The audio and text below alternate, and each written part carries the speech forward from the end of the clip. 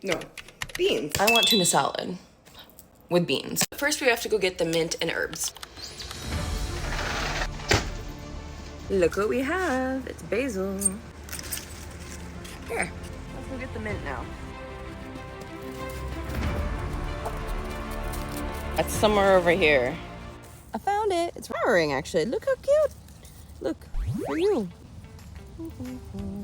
I wouldn't call what we're about to do cooking, but more of stirring shit together. Be safe. And it's day right from the source.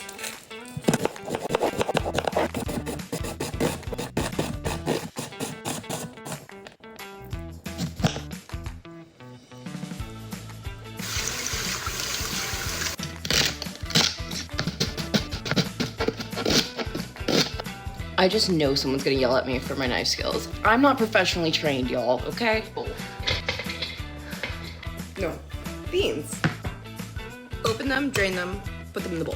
I need someone with more masculine energy than me to do this because, well, because I just don't want to. Open them, drain them, put them in the bowl.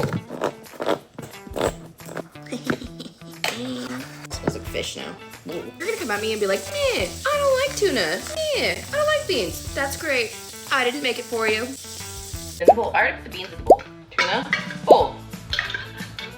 And it's my bowl. So I can put whatever I want in it. Yeah, build your own experience. Yum. Break. Cheers.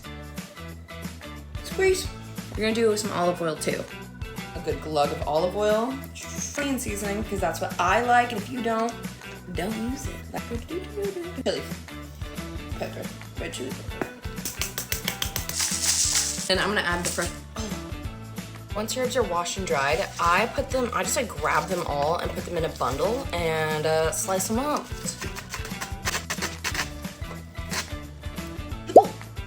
Normally I'd have a lot more lemon and some other ingredients in this, but I didn't have them, so this is what I get.